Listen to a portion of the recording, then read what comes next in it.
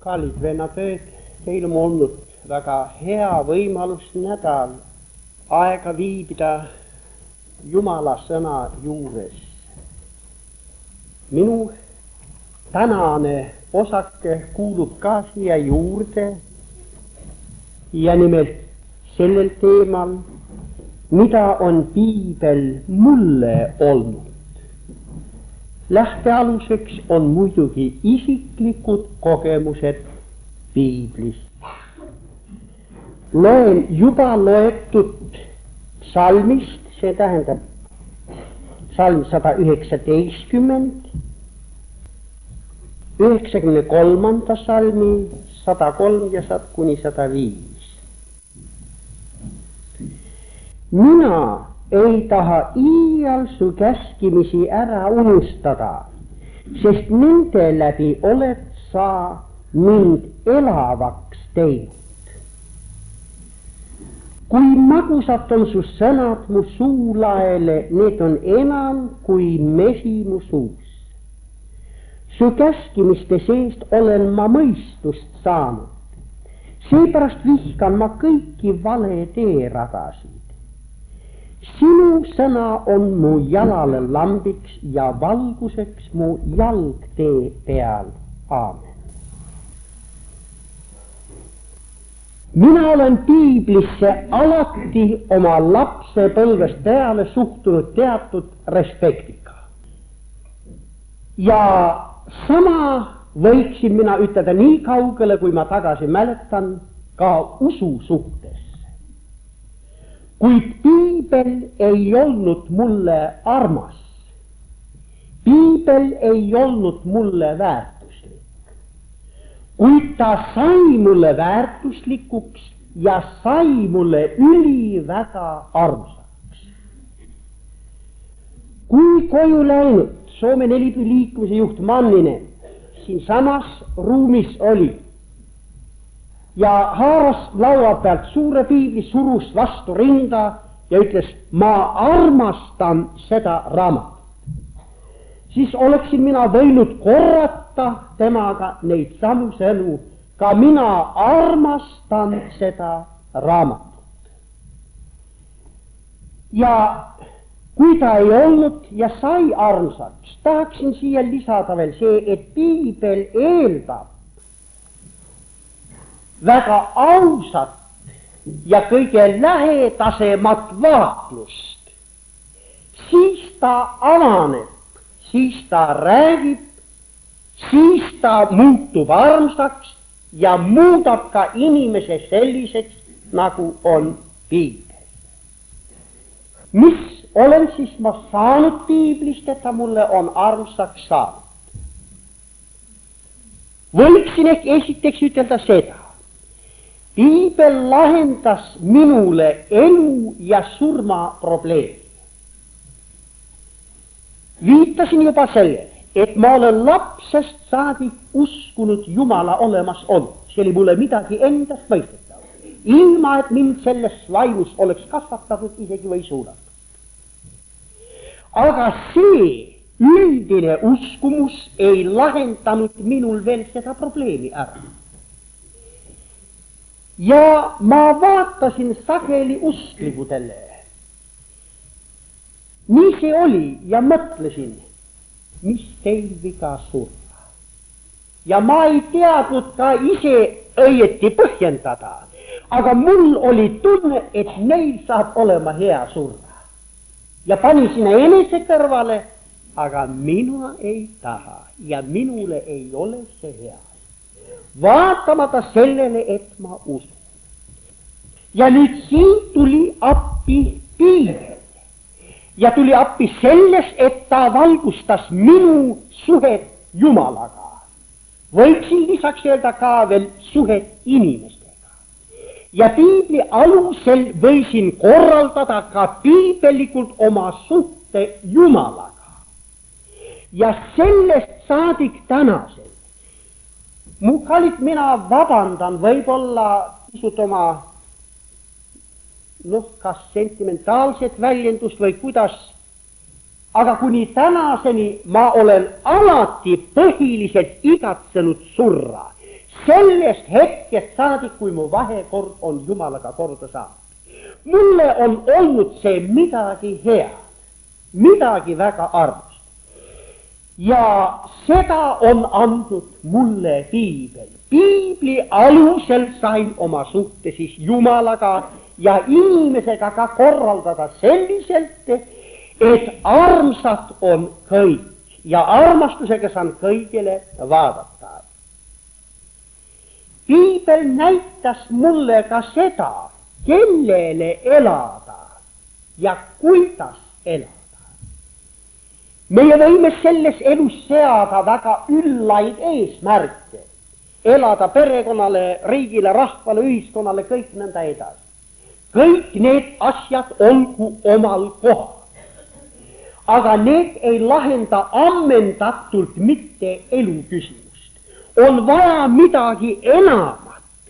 Ja piibel, sõna valgustas minule seda, et ma pean elama Jumalale. Kõik eelnimetatu ka, aga elada Jumalale. Ja et mu ajalikul elul algusest lõpuni olen lihtsalt moraalselt vastutav Jumala ees. Ja sellepärast pean arvestama temaga ja elama talle. Piibel andis mulle ka sügava elu mõtte.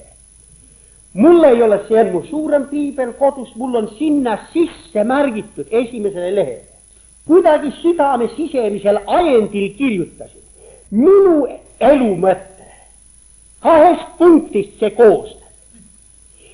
Esiteks, individuaalselt areneda kõlbeliselt täiuslikuks Kristuse eeskuju. Teiseks, sotsiaalselt Jumala riigi tulek ja tema tahte sünd toimumine maa peal taeva eeskuju. Ja nii võiksin kokkuvõttega, selles on mu elu mõte. Ja selle on andnud mulle piibel. Seda võiks ka teisiti sõnastada. Elada Jumala auks ja kaas inimese õnnistuseks. Seda olen siis saanud piibli kaudu. Järgmine mõte, millele tähelepanu juhin, ja see on minu elus ääretult tähtis ka. Nimelt piibel on olnud minu vaimulik kasvataja. Kui ma sain usklikuks, mõistagi muutus piibel armsaks, aga ma tahtsin oma vaimuliku elu rajada väga soliidsele alusele ja vaimulikule alusele. Ma ei osanud seda sel korral ka mitte seletada iseenesele ka, aga mul oli tahe, see on nõrk väljendus tahe. Mul oli tung teada saada, missuguse mulja jätab piibel terviklikult, kui tema otsast otsani ilmselt lugeda läbi. Ja seda terviklikku piibli mõtet ja piibli vaimu ma nagu alateadlikult hakkasin otsima. Ja muidugi selliselt, et ma lugesin piibli. Ja selles oli üks imeline ettevalmistus. See oli minu vaimulik kasvatamine, sest ainult Jumal teadis, et tuleb minu elus ka see osa, kust ma käest pean tema riigitöö külge pistma.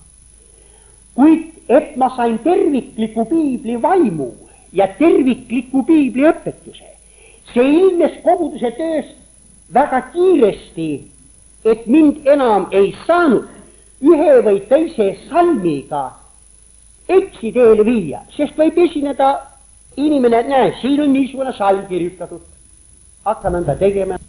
Aga siis kohe tuli, kas see tervikliku piibli mõttelaadiga läheb kokku tervikliku vaimuga on kooskõlas. Ja kohe paistab kätte, kui see ei ole.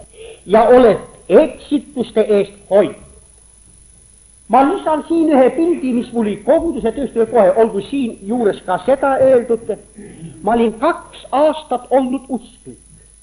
Sellist olukorda tekkides minu peale langes lihtsalt koguduse vanema töö.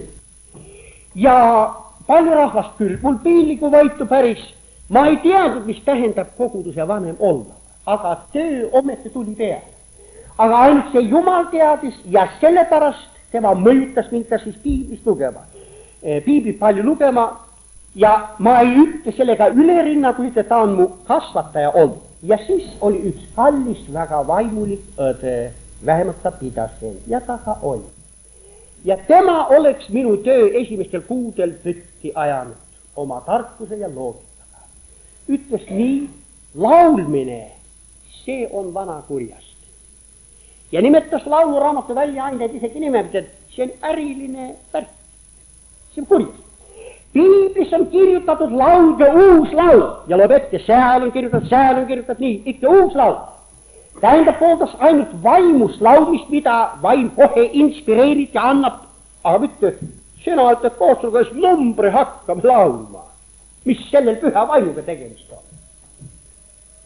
Pouse vanem ei saa nii lihalik ometigi olla, eks ole. No mis sa hind teed? Ja ei oska kanda.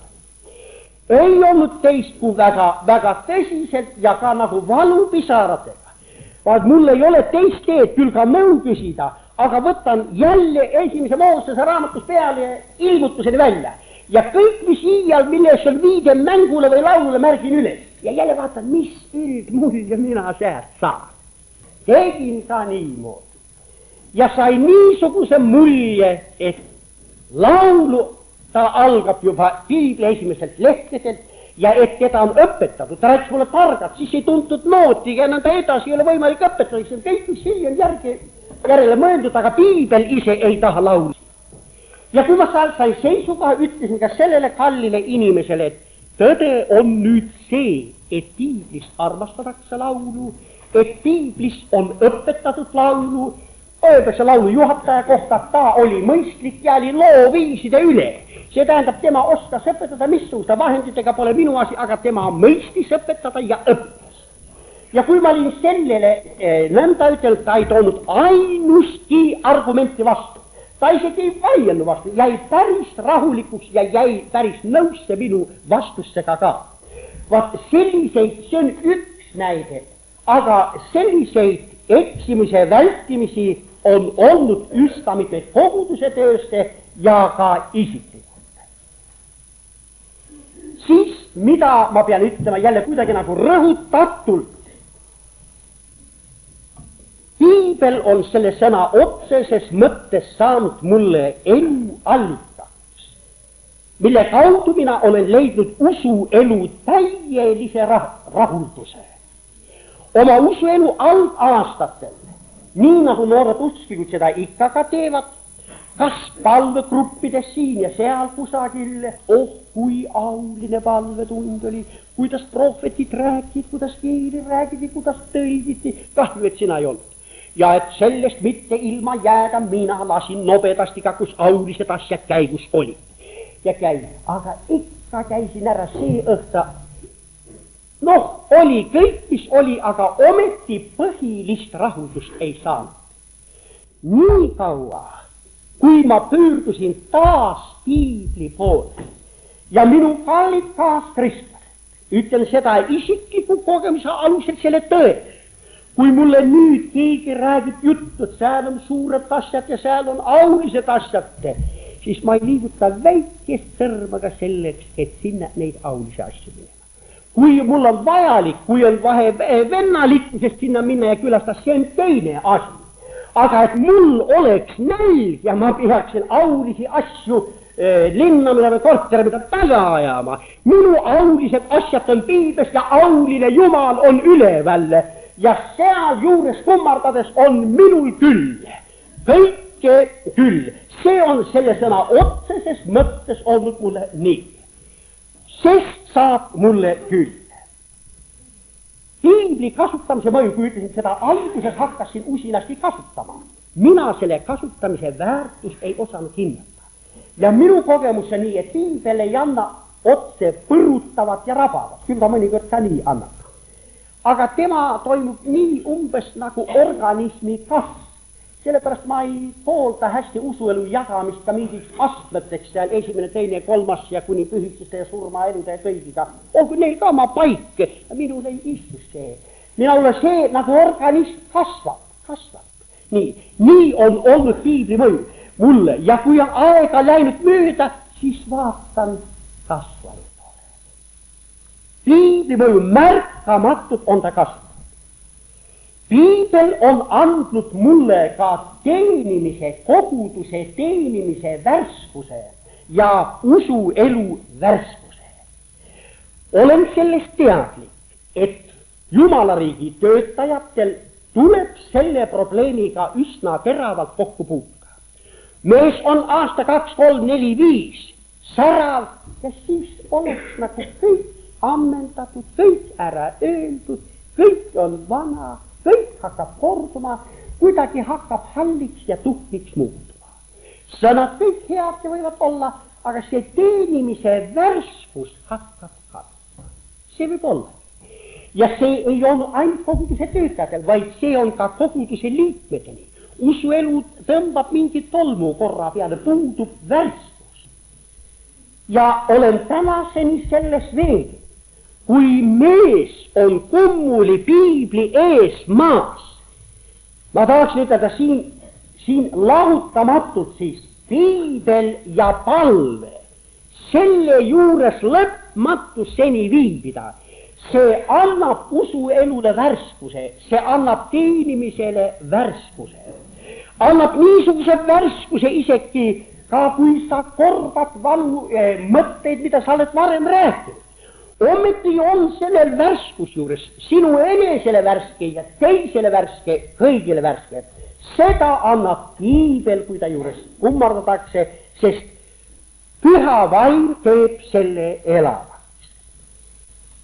Kuid mitte üksi ka kõnelemisega, vaid kogu teenimise mõtted kasvavad piiblist välja, mitte enam ei räägi piibli üle, vaid kõik kasvavad piiblist välja. Ja nüüd mu kand, ma tahaksin lõpetada nende sõnadega. Inimene, kes inglise keele täienduse eesmärgil külastas Londonit ja seal Charles Dickensi mälestusmuuseumi, jutustas, et seal on kiri, mida Charles Dickens oli kirjutanud oma pojale. Ja seda hoitakse seal muuseumis ka teiste ürikute seas. Ja sellest kirjast oli välja, poeg on ainult üks raamat, mida võib eelarvamusteta lugeda, see raamat on piibel. Saagu meile piibel armsaks aamen.